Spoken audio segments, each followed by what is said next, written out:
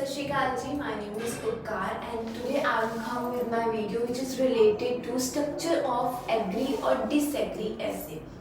ਜਿੱਦਾਂ ਕਿ ਮੈਂ ਤੁਹਾਨੂੰ ਦੱਸਿਆ ਹੈ ਕਿ ਅਗਰ ਤੁਸੀਂ ਰਾਈਟਿੰਗ ਟਾਸਕ 2 ਦੀ ਗੱਲ ਕਰਦੇ ਹੋ ਤਾਂ ਉਹਦੇ ਵਿੱਚ ਤੁਹਾਨੂੰ 5 ਟਾਈਪਸ ਦੇ ਐਸੇ ਆ ਜਾਂਦੇ ਨੇ, ਜਿੱਦਾਂ ਕਿ discuss both view, agree disagree, problem solution, direct questions ਜਾਂ ਫਿਰ ਤੁਹਾਨੂੰ ਆਇਆ ਦਾ ਐਡਵਾਂਟੇਜ ਆਫ ਡਿਸਐਡਵਾਂਟੇਜ ਐਸੇ.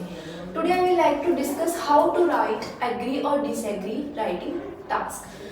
ਜਦੋਂ ਹੁਣ ਅਗਰ ਨੇਮ ਤੋਂ ਹੀ ਪਤਾ ਲੱਗ ਰਿਹਾ ਹੈ ਕਿ ਐਗਰੀ ਡਿਸਐਗਰੀ ਕਿ ਤੁਸੀਂ ਇਸ ਚੀਜ਼ ਦੇ ਨਾਲ ਸਹਿਮਤ ਹੋ, ਡਿਸਐਗਰੀ ਦਾ ਮਤਲਬ ਹੁੰਦਾ ਸਹਿਮਤ ਨਹੀਂ ਹੋ. ਅਗਰ ਮੈਂ ਇਸ ਟਾਸਕ ਦੀ ਗੱਲ ਕਰਾਂ, ਇਹਦੇ ਵਿੱਚ ਦੋ ਤਰ੍ਹਾਂ ਦੀਆਂ ਅਪਰੋਚਸ ਹੁੰਦੀਆਂ ਨੇ. ਇੱਕ ਤਾਂ ਹੁੰਦੀ ਆ ਕੰਪਲੀਟਲੀ ਐਗਰੀ, ਠੀਕ ਹੈ ਜੀ. ਇੱਕ ਹੁੰਦੀ ਆ ਕੰਪਲੀਟਲੀ डिसएग्री. ਜਦੋਂ ਆਪਾਂ ਸਿਰਫ ਇਹ ਸੋਚੀਏ ਕਿ ਹਾਂਜੀ ਆਪਾਂ 6 ਬੈਂਡ ਤੋਂ 6.5 ਬੈਂਡ ਲੈਣੇ ਨੇ ਤਾਂ ਆਪਾਂ ਇਹ ਦੋ ਅਪਰੋਚਸ ਯੂਜ਼ ਕਰ ਸਕਦੇ ਹਾਂ, ਕੰਪਲੀਟਲੀ ਐਗਰੀ ਜਾਂ ਫਿਰ ਕੰਪਲੀਟਲੀ ਡਿਸਐਗਰੀ. ਪਰ ਮੈਂ ਹਮੇਸ਼ਾ ਸਟੂਡੈਂਟਸ ਨੂੰ ਰੈਫਰ ਕਰਦੀ ਹਾਂ ਕਿ ਜ਼ਰੂਰੀ ਨਹੀਂ ਹੈ ਕਿ ਤੁਹਾਨੂੰ ਇਹ ਅਪਰੋਚਸ ਦੇ ਨਾਲ 6.5 ਬੈਂਡ ਤੱਕ ਹੀ ਜਾਊਗਾ. ਹੋ ਸਕਦਾ ਕਿ ਅਗਰ ਤੁਹਾਡਾ ਪੈਟਰਨ ਸਹੀ ਆ ਤੁਸੀਂ 7 and 7.5 ਬੈਂਡ ਵੀ ਲੈ ਲਓ. ਪਰ ਇੱਕ ਹੁੰਦੀ ਆ 7:30 ਅਪਰੋਚ. 7:30 ਦੇ ਵਿੱਚ ਕੀ ਹੁੰਦਾ ਕਿ ਤੁਸੀਂ ਜਿਹੜੀ ਚੀਜ਼ ਦੇ ਨਾਲ ਸਹਿਮਤ ਹੋ ਉਹਦਾ 70% ਪਾਰਟ ਲਿਖੋਗੇ ਤੇ ਜਿਸ ਚੀਜ਼ ਦੇ ਨਾਲ ਡਿਸਐਗਰੀ ਕਰਦੇ ਹੋ ਥੋੜਾ ਬਹੁਤਾ ਉਹਦੇ ਬਾਰੇ ਵੀ ਐਕਸਪਲੇਨ ਕਰ ਦਿਓ, ਠੀਕ ਹੈ ਜੀ. ਹੁਣ ਜਿੱਦਾਂ ਕਿ ਆਪਾਂ ਇੱਕ ਛੋਟੀ ਜਿਹੀ ਸਟੇਟਮੈਂਟ ਲੈ ਲੈਂਦੇ ਹਾਂ ਕਿਉਂਕਿ ਸਟੇਟਮੈਂਟ ਤੋਂ ਬਿਨਾਂ ਟਾਸਕ ਸਮਝ ਨਹੀਂ ਆਉਣਾ, ਠੀਕ ਹੈ. ਫॉर एग्जांपल ਮੈਂ ਸਟੇਟਮੈਂਟ ਲਿਖੀ ਆ ਕਿ today's people are moving toward junk food as compared to homemade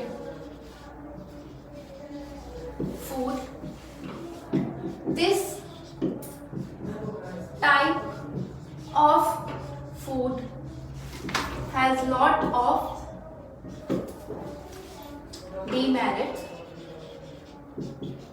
Agree,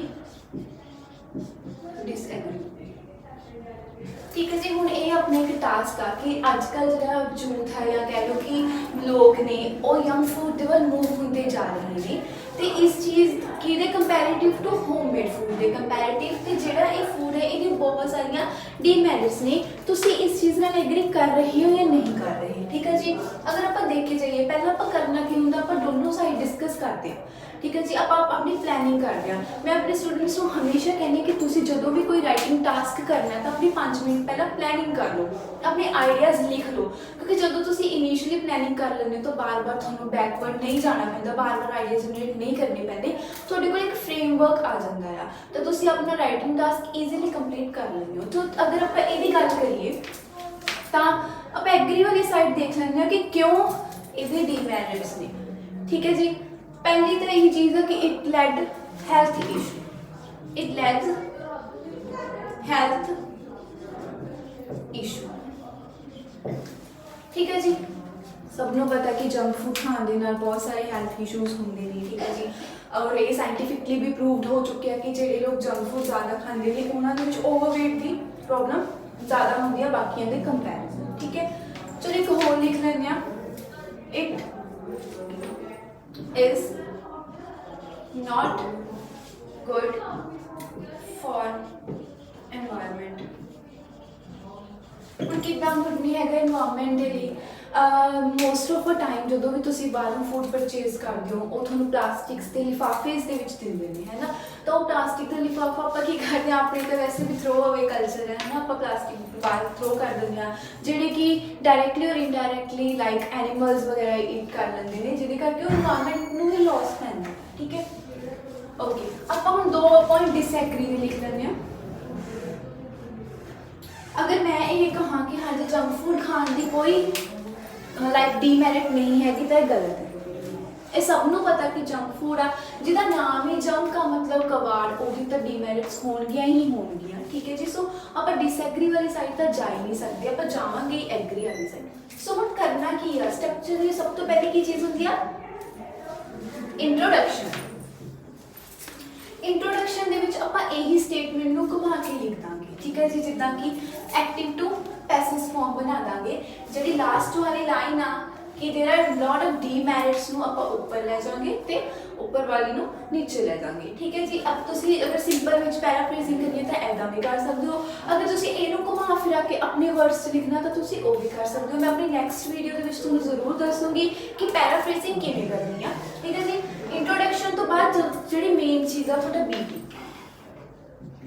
BP1 ਦੇ ਵਿੱਚ ਤੁਸੀਂ ਸਟਾਰਟ ਕਰੋਗੇ to commence with my first point of view ਕਿ ਮੈਂ ਆਪਣੇ ਪਹਿਲੇ ਪੁਆਇੰਟ ਆਫ ਵਿਊ ਨੂੰ ਲੈ ਕੇ ਆ ਰਹੀ ਹਾਂ that why junk food has lot of demerits because it lacks a health issue। एक सही फॉर्म, ठीक है जी, कि जंक फूड ਦੇ ਕਿਉਂ ਹੈਲਥ ਮਤਲਬ ਡੀਮੈਰਿਟਸ ਹੈਗੇ ਨੇ। ਪਹਿਲਾ ਤੇ ਫਰਸਟ ਐਂਡ ਫੋਰਮੋਸਟ ਜਿਹੜਾ ਰੀਜ਼ਨ ਹੈ it lead health issue. Reason should be small और reason should be in one way.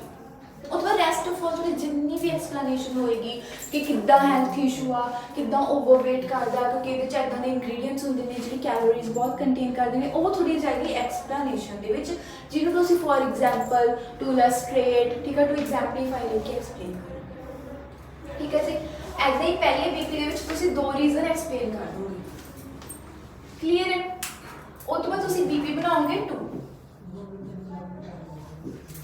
BP2 ਦੇ ਵਿੱਚ ਤੁਸੀਂ ਆਪਣਾ ਇੱਕ ਆਈਡੀਆ ਐਗਰੀ ਵਾਲਾ ਹੀ ਇੱਕ ਆਈਡੀਆ ਐਕਸਪਲੇਨ ਕਰ ਸਕਦੇ ਹੋ ਤੇ ਨਾਲ ਉਹਦੀ ਛੋਟੀ ਜਿਹੀ ਐਗਜ਼ਾਮਪਲ ਵੀ ਦੇ ਸਕਦੇ ਹੋ। ਐਗਜ਼ਾਮਪਲਸ ਐਡ ਕਰਨਾ ਬਹੁਤ ਜ਼ਰੂਰੀ ਹੁੰਦਾ। ਕਈ ਵਾਰੀ ਬੱਚੇ ਪੁੱਛਦੇ ਹੁੰਦੇ ਨੇ ਮੈਮ ਕਿ ਅਸੀਂ ਐਗਜ਼ਾਮਪਲ ਐਡ ਕਰਨ ਤੋਂ ਰਹਿੰਦੀ ਹੈ।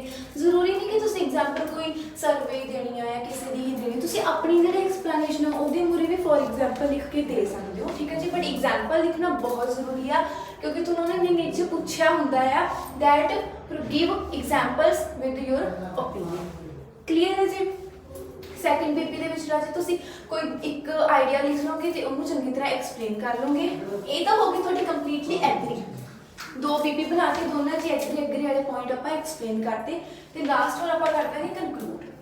ਜੋ ਆਪਾਂ ਬੀਪੀਸ 'ਚ ਡਿਸਕਸ ਕੀਤਾ ਉਹਦੇ ਬੇਸ ਦੇ ਉੱਤੇ ਆਪਾਂ ਸਿੱਧਾ ਕਰ ਦਾਂਗੇ। ਪਰ ਇੱਕ ਜਿਹੜੀ ਮੈਂ 730 ਅਪਰੋਚ ਦੀ ਗੱਲ ਕੀਤੀ ਸੀ ਉਹ ਕੀ ਸੀਗੀ ਕਿ ਹੁਣ ਜਿਵੇਂ ਦੇਖੋ ਤੁਸੀਂ ਦੋ ਬੀਪੀਸ ਐਗਰੀ ਦੇ ਬਣਾ ਲਏ, ਉਹ ਤੋਂ ਬਾਅਦ ਇੱਕ ਬੀਪੀ ਥਰਡ ਬਣਾਉਣਾ ਤੁਸੀਂ ਡਿਸਐਗਰੀ ਦਾ ਕਿ ਨਹੀਂ ਇਹਦੀਆਂ ਡੀਮੈਰਿਟਸ ਨਹੀਂ ਹੈਗੀਆਂ। ਇਸ ਟਾਸਕ ਦੇ ਉੱਤੇ ਚਲੋ ਡੀਮੈਰਿਟਸ ਆਪਣੇ ਕੋਲ ਹੈਗੀਆਂ ਨੇ, ਠੀਕ ਹੈ, ਆਪਣੇ ਕੋਲ ਮੈਰਿਟ ਕੋਈ ਨਹੀਂ ਹੈਗੀ। ਪਰ ਅਗਰ ਮੈਂ ਕਹਾਂ ਕਿ ਫਾਸਟ ਫੂਡ ਈਜ਼ੀ ਅਵੇਲੇਬਲ ਉਹ ਈਜ਼ੀ ਹੈ ਤਾਂ ਤੁਸੀਂ ਛੋਟਾ ਜਿਹਾ ਇੱਕ ਪੁਆਇੰਟ ਆਪੋਜ਼ਿਟ ਸਾਈਡ ਦਾ ਵੀ ਐਕਸਪਲੇਨ ਕਰ ਦੇਣਾ, ਉਹਨੂੰ ਆਪਾਂ ਕਹਿੰਦੇ 730 ਅਪਰੋਚ। ਇਹ ਆਪਾਂ ਕਦੋਂ ਯੂਜ਼ ਕਰਦੇ ਹਾਂ ਜਦੋਂ ਆਪਾਂ 8 ਬੈਂਡ ਤੱਕ ਜਾਣਾ ਹੋਵੇ, ਠੀਕ ਹੈ ਜੀ। ਅਦਰਵਾਈਜ਼ ਤੁਸੀਂ ਅਗਰ ਆਪਣੇ ਆਪ 'ਚ ਕਨਫਿਊਜ਼ ਨਹੀਂ ਹੋਣਾ ਚਾਹੁੰਦੇ, ਤੁਸੀਂ ਨਹੀਂ ਚਾਹੁੰਦੇ ਕਿ ਤੁਸੀਂ ਤੁਹਾਡੇ ਆਈਡੀਆਜ਼ ਇੱਕ ਦੂਜੇ ਨਾਲ ਕੰਟਰਾਸਟ ਕਰਨ, ਤਾਂ ਤੁਸੀਂ ਕੰਪਲੀਟਲੀ ਐਗਰੀ ਜਾਂ ਕੰਪਲੀਟਲੀ ਡਿਸਐਗਰੀ ਕਰਕੇ ਵੀ ਛੱਡ ਸਕਦੇ ਹੋ। ਸੋ ਇਹ ਸੀਗਾ ਟੂਡੇ ਐਗਰੀ ਔਰ disagree task the structure. In my upcoming video I will definitely share how to write discuss both view, ठीक है जी। ਆਪਾਂ 1 by 1 ਕਰਕੇ ਸਾਰੇ ਰਾਈਟਿੰਗ ਦੇ ਟਾਸਕ ਕਰਾਂਗੇ ਤੇ ਤੁਹਾਨੂੰ ਟਿਪਸ ਵੀ ਦਿੱਤੀਆਂ ਜਾਣਗੀਆਂ। ਅਗਰ ਤੁਹਾਨੂੰ ਵੀਡੀਓ ਪਸੰਦ ਆਵੇ ਤਾਂ ਸਾਡੇ ਚੈਨਲ ਨੂੰ ਪਲੀਜ਼ ਫੋਲੋ ਐਂਡ ਸਬਸਕ੍ਰਾਈਬ ਜ਼ਰੂਰ ਕਰੋ, ਸ਼ੇਅਰ ਵੀ ਕਰ ਸਕਦੇ ਹੋ ਤੁਸੀਂ। ਐਂਡ ਸਪਾਰਕ ਐਜੂਕੇਸ਼ਨ ਇੰਸਟੀਟਿਊਟ ਜੋ ਕਿ ਅਮਲੋਹ ਦੇ ਵਿੱਚ ਹੈ, ਬਹੁਤ ਤਰ੍ਹਾਂ ਦੇ ਫੈਸਿਲਿਟੀਜ਼ ਵੀ ਪ੍ਰੋਵਾਈਡ ਕਰ ਰਿਹਾ ਹੈ ਬੱਚਿਆਂ ਦੇ ਰਿਲੇਟਡ ਤੇ ਹੁਣ ਸਪੈਸ਼ਲ ਆਫਰਸ ਚੱਲ ਰਹੀਆਂ ਨੇ ਫੀਸ ਉੱਤੇ। ਸਪੈਸ਼ਲੀ ਜਿਹੜੀ ਇੱਕ ਚੀਜ਼ ਮੈਂ ਤੁਹਾਡੇ ਨਾਲ ਸ਼ੇਅਰ ਕਰਨੀ ਸੀ ਕਿ ਅਸੀਂ ਇੱਕ ਸਟੈਪ ਲਿਆ ਆ ਕਿ ਨੀਡੀ ਪੀਪਲ ਜਿਹੜੇ ਬਿਲੋ ਪਾਵਰਟੀ ਲਾਈਨ ਦੇ ਨੇ ਉਹਨਾਂ ਦੇ ਲਈ ਬਹੁਤ ਬੱਚੇ ਐਵੇਂ ਦੇ ਹੁੰਦੇ ਨੇ ਜਿਹੜੇ ਕਹਿ ਲਓ ਪੜ੍ਹਨਾ ਚਾਹੁੰਦੇ ਨੇ ਬਟ ਫਾਈਨੈਂਸ਼ੀਅਲੀ ਸਟੇਬਲ ਨਾ ਹੋਣ ਕਰਕੇ ਪੜ੍ਹ ਨਹੀਂ ਪਾਉਂਦੇ। ਤੁਸੀਂ ਉਹਨਾਂ ਦੇ ਨੂੰ ਅਗਰ ਤੁਹਾਡੀ ਨੋਨ ਦੇ ਵਿੱਚ ਐਵੇਂ ਦਾ ਕੋਈ ਸਟੂਡੈਂਟ ਹੈ ਜੋ ਆਈਲੈਟਸ ਜਾਂ ਫਿਰ ਸਪੋਕਨ ਇੰਗਲਿਸ਼ ਦਾ ਕੋਰਸ ਕਰਨਾ ਚਾਹੁੰਦਾ, ਤੁਸੀਂ ਉਹਨਾਂ ਨੂੰ ਰੈਫਰ ਕਰੋ। ਆਪਾਂ ਫ੍ਰੀ ਆਫ ਕਾਸਟ ਉਹਨਾਂ ਨੂੰ ਆਪਣੀ ਕੋਚਿੰਗ ਪ੍ਰੋਵਾਈਡ